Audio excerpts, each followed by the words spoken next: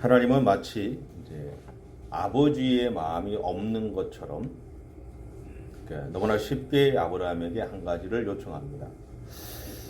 그것은 그가 하나님의 부르심을 받은 다음에 25년을 기다려서 얻은 아들 이삭에 대한 겁니다. 본문 1절에서는 아브라함에게 일어난 상황에 대해서 이렇게 표현합니다. 1절 다시 한번 보시겠어요? 같이 한번 읽어볼게요. 그 일 후에 하나님이 아브라함을 시험하시려고 그를 부르시되 아브라함 하시니 그가 이르되 내가 여기 있나이다. 아멘. 이게 보면 하나님이 아브라함을 시험하시려고 이렇게 표현해요. 여러분, 우리가 하나님에 대해서 오해하는 것이 하나 있습니다. 그것은 뭐냐면 하나님은 우리를 시험하시지 않는다라는 거죠. 근데 분명한 것은 하나님도 우리를 시험하십니다. 그래서 성경에는 두 가지 시험에 대해서 말합니다. 첫째는 사단이 우리에게 걸어오는 시험입니다. 그 목적은 분명하죠. 우리로 하여금 하나님을 떠나게 만들기 위해서죠. 그래서 우리는 이것을 유혹이라는 말로 표현을 합니다.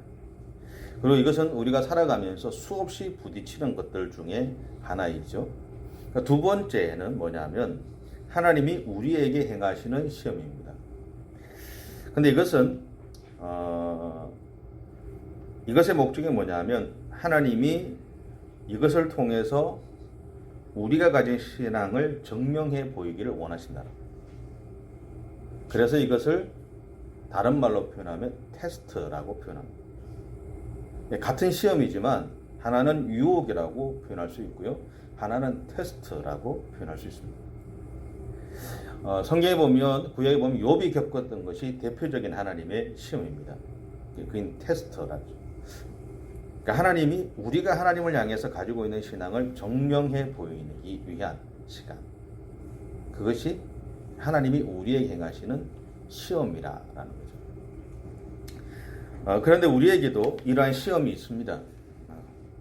그것은 열심히 신앙생활하고 열심히 주어진 삶을 살아가고 누가 봐도 인정할 만한 믿음의 길을 가고 있는데도 어려운 일이 끊이지 않을 때 우리에게는 한 가지 의문이 생깁니다. 내가 무엇을 잘못했을까? 왜 하나님은 나에게 이런 일을 주실까? 끊임없이 우리 자신들을 돌아보게 되고요. 때로는 끊임없이 하나님을 향해 원망하기도 하고 때로는 아예 모든 생각들을 그냥 내려놓고 그냥 덮어버리고 그냥 머물러 있기도 하고 뭐 그렇습니다. 그런데 이 하나님이 우리에게 행하시는 이 시험에서 우리가 꼭 기억해야 될 것은 뭐냐면 이 시간들을 통해서 하나님이 우리의 신앙을 증명하기를 원하신다라는 거예요. 우리는 그런 이야기 많이 해요. 교회에서 그런 참 많이 하죠. 기도 열심히 하면 믿음이 좋다 그럽니다. 봉사 열심히 하면 믿음이 좋다라고 이야기를 하고요. 또 다른 사람들 잘 섬기면 믿음이 좋다라고 이야기하고 예배 시간에 빠지지 않으면 믿음이 좋다라고 이야기를 합니다. 성경을 열심히 읽으면 믿음이 좋다라고 얘기를 하죠. 그런데 그것은 우리가 판단할 수 있는 기준, 그러니까 눈에 보이는 기준 안에서의 믿음의 좋음이죠.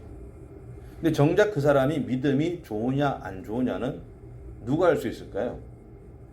자기 자신만 알 수 있어요.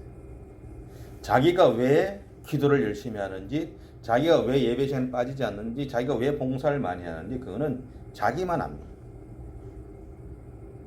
그냥 하는 사람은 없어요.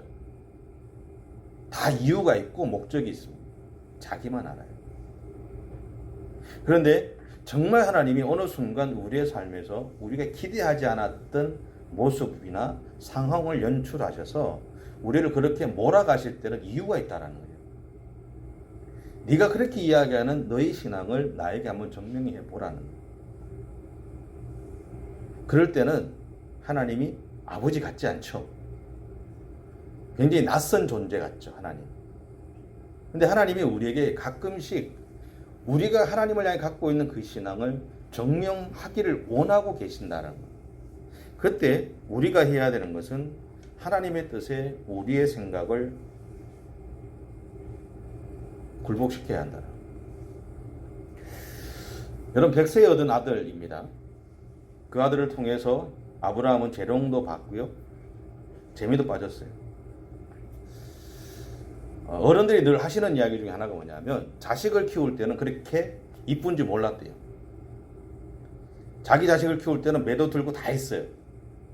그런데 손주는 아들이든 딸이든 상관없이 그거는 그대로 그냥 이쁜 거예요. 그러니까 저희 집도 보면 저희 모친이 저희 둘째 아이가 어릴 때, 큰아이는 어릴 때 초등학교 들어가기 전까지 사탕을 먹어본 적이 없어요. 주지를 않으니까.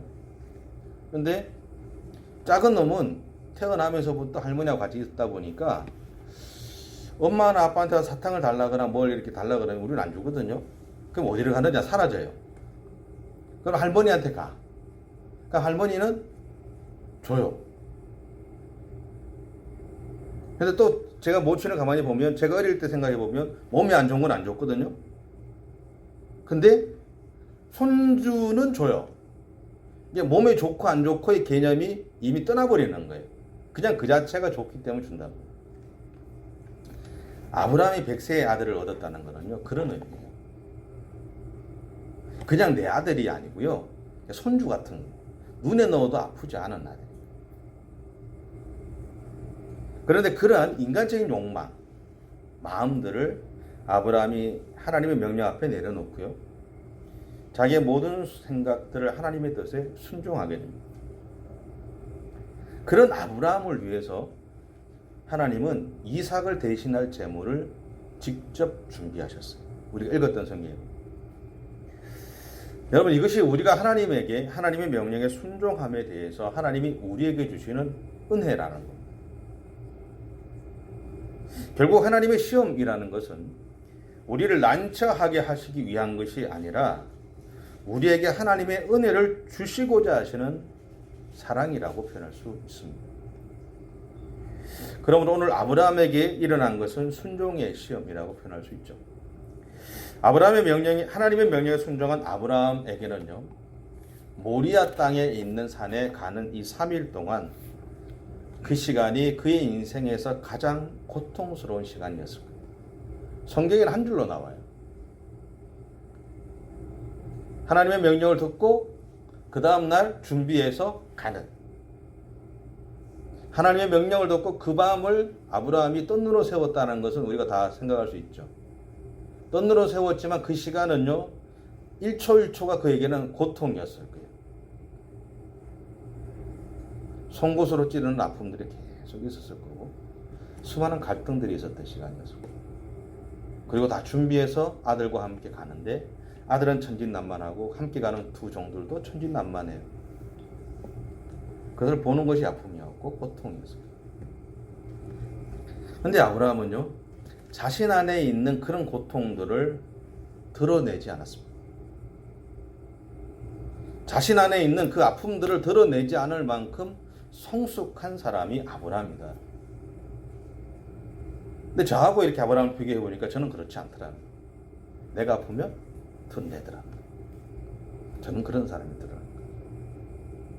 그렇게 비교해 보면 아브라함 정말 대단한 사람이라는 생각을 했어요. 왜 아브라함이 자신의 고통을 드러내지 않았을까요? 그것은 첫 번째로 자신의 고통을 드러냈을 때 함께 가는 아들 이삭과 사환들에게 알 수 없는 불안감을 주었을 거예요. 하나님 앞에 예배를 드리러 가는 그 시간인데 아브라함이 고통스러워하는 거예요. 이거는 알 수 없는 불안감들이 생기게 만들죠. 두 번째는요, 자신의 마음이 변할 수 있음을 막기 위해서라는 거예요. 다시 말하면 자신의 불안함이 흘러나갔을 때 이삭이나 사환들이 자신의 행동을 막아주기를 바라는 마음이 생길 수 있잖아요. 그걸 막고 싶었다. 사실 우리도 내가 해결할 수 없는 묘한 상황이 주어졌을 때 누군가가 나를 막아주기를 바라는 마음이 있습니다. 저도 그렇고 아마 여러분도 있을 거예요. 내가 해결할 수 있는 상황 속에 있을 때 누군가가 나를 대신해서 막아주면 참 좋을 것 같아요. 그 마음이 있어요.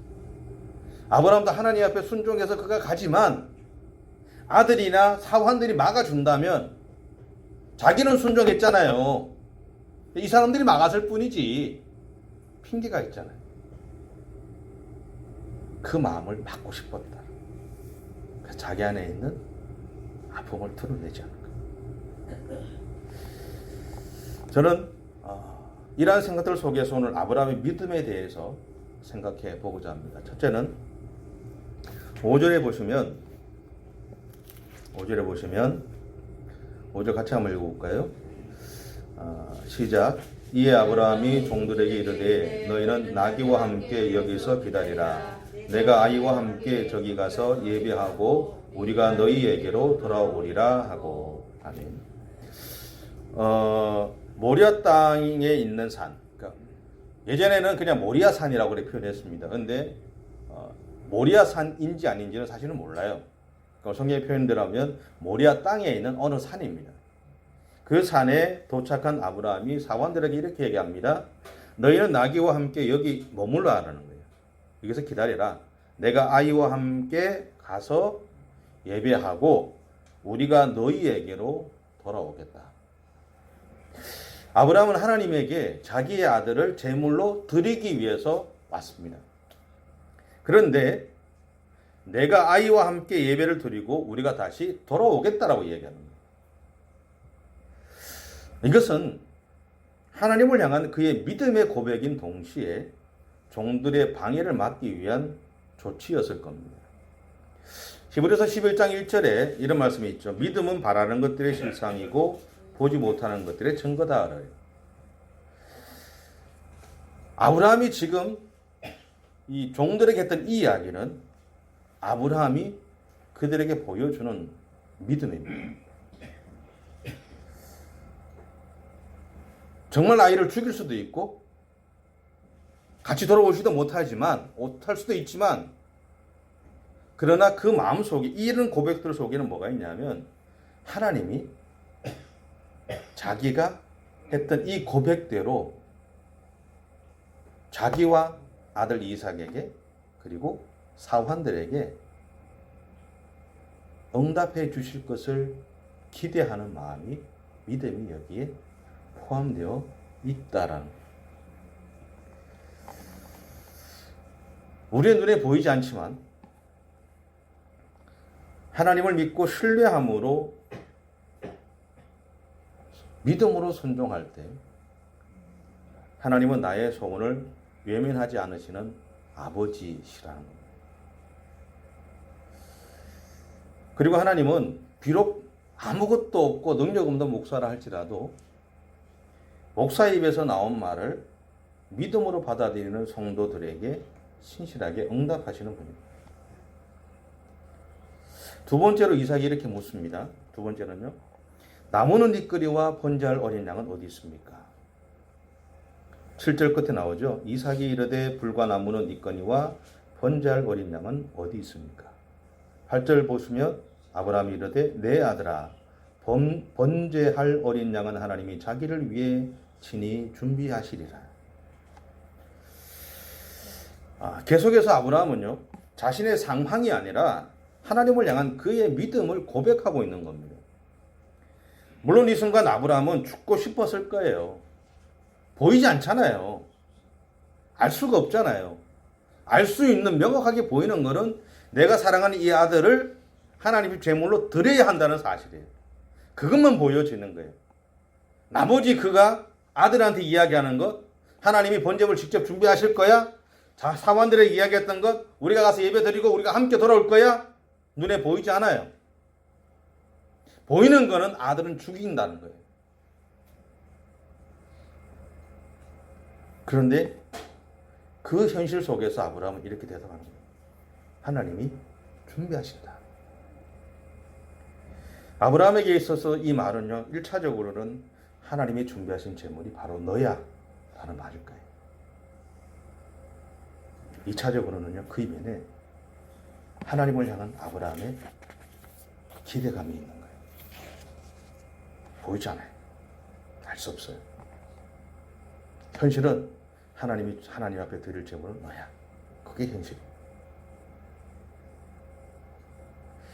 아브라함이 이렇게 기대할 수 있었던 근거가 창세기 17장 4절부터 8절 말씀인데 한번 찾아보시겠어요? 창세기 17장 4절부터 8절까지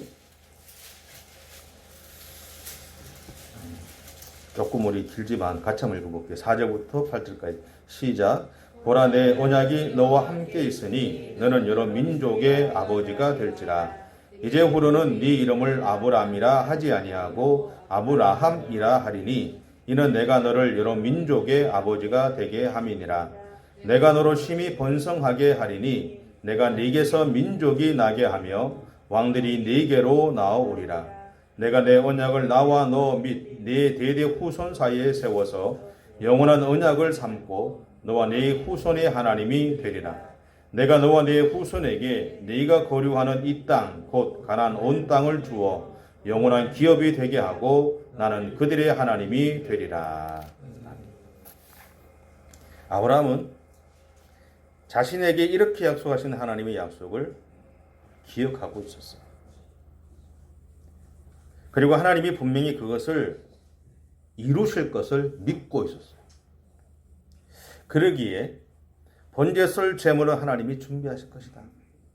비록 내가 지금 너를 이룰지는 모르지만 그래도 하나님은 분명히 약속하신 것을 이루시는 분이기에 지금의 고통 이후에는 하나님이 나와 너를 위해 준비하신 선물을 보게 하실 거다. 그렇게 하셨다. 이것이 어쩌면 하나님이 우리에게 원하시는 믿음이 아닐까 생각합니다.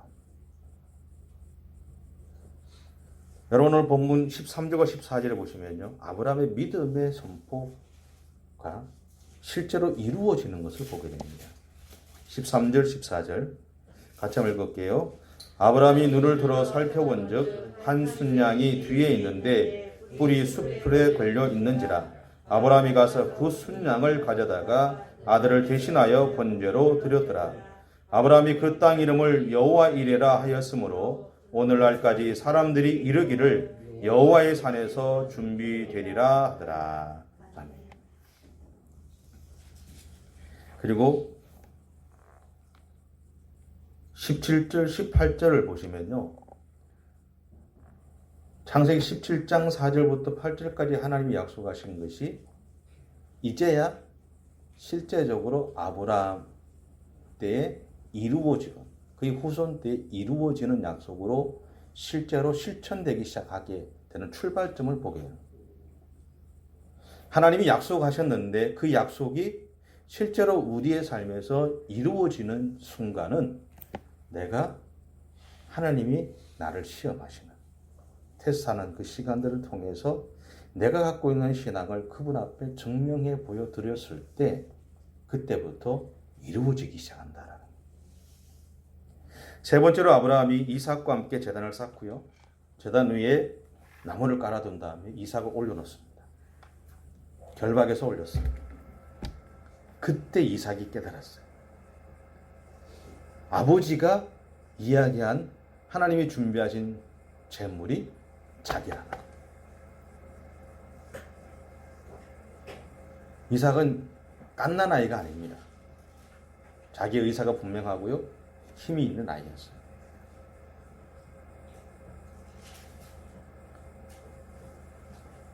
그렇다 그러면 아버지가 하는 그 일을 묵묵히 볼 수 있는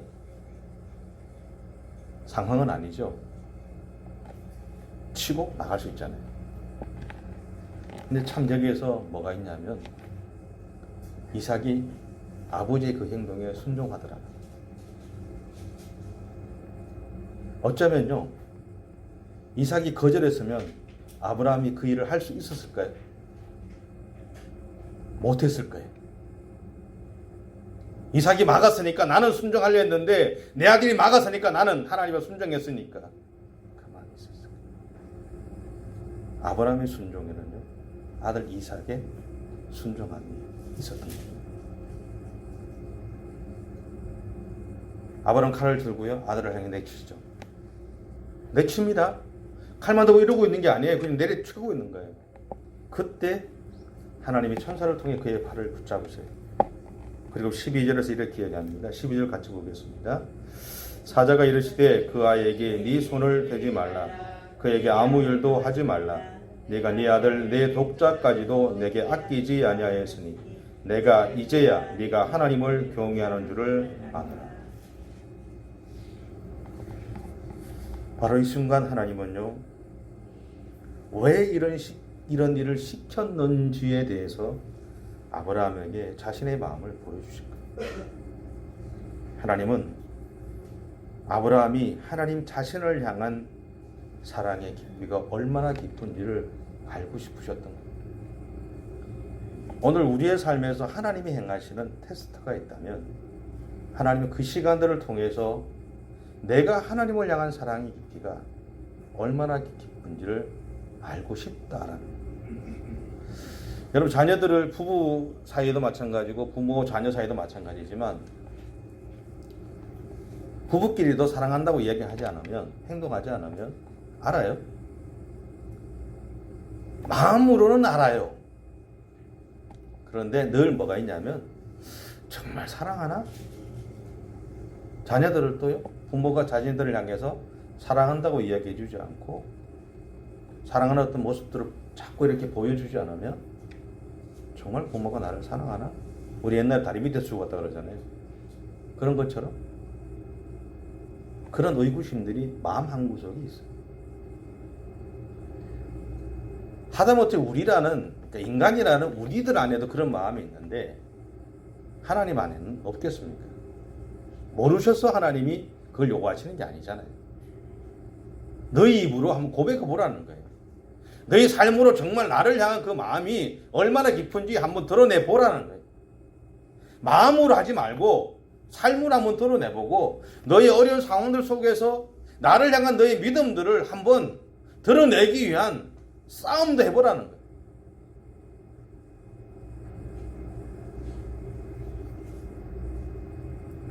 이것이 시험이었고요. 이것이 테스트였던 거예요. 그리고 나서야 놀라운 일이 벌어지죠. 아브라함의 귀에요, 하나님이 준비하신 제물의 소리가 들렸다는 거예요. 성경 표현대로 하면 수풀에 걸린 순양입니다. 여러분, 여기서 우리가 기억해야 되는 것이 있습니다. 하나님은 이미 그들이 산에 올라가기 전에 제물을 준비해 두셨다라는 거죠. 아브라함이 하나님이 번제물을 준비해 두셨어 라고 이야기했지만 그 자신은 몰랐지만 이미 하나님이 그의 입에, 그의 마음속에 그 믿음이라는 하나의 모습으로 그 고백을 할 수 있는 기대감들을 주었다라는 거예요. 근데 그것은 이미 하나님이 그들이 올라가기 전에 하나님이 아브라함에게 자기 아들 이삭을 바치라고 하는 그 순간부터 이미 준비시켜둔 제물이라는 거예요. 근데 그들이 제단을 쌓을 때도, 그가 자신의 아들을 제단에 올려놓고 칼을 내려칠 때도 그 제물은 준비되어 있었습니다. 하지만 하나님의 명령에 순종할 때까지 그들의 눈에도 귀에도 제물은 보이지 않았어요. 이것은 우리의 삶에도 마찬가지입니다. 하나님은 오늘 또 우리를 위한 제물을 준비해 두셨어요. 그런데 그 제물은 우리가 하나님의 명령에 순종할 때 우리의 눈에 보이고요, 우리의 귀에 들린다. 하나님의 은혜는 우리가 하나님의 방법대로 살아갈 때, 그리고 하나님의 부르심에 순종할 때 우리에게서 일어나는 겁니다. 결국 아브라함은 자신이 이야기한 대로요, 하나님이 친히 준비하신 제물로 하나님에게 예배를 드렸어요. 그가 사원들에게 약속한 대로 아들과 함께 돌아왔습니다.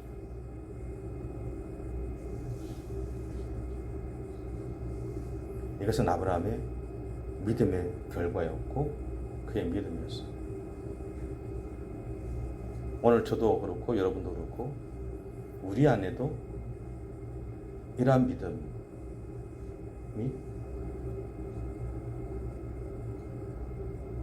있으면 좋겠어요. 여러분의 인생 가운데 있어지는 사단이 유혹하는 유혹들은 우리가 알잖아요. 그 빼고 하나님이 때때로 우리 삶에서 행하시는 테스트를 가운데서 그분에게 우리의 신앙을 드러낼 수 있는 그 믿음의 삶을 살아가는, 그래서 하나님이 친히 나를 위해서 준비하셨던 제물을 내가 하나님께 드릴 수 있는 그런 믿음의 즐거움들을 여러분 안에서 회복하는 그런 삶을 살아갈 수 있기를 바랍니다. 기도하겠습니다.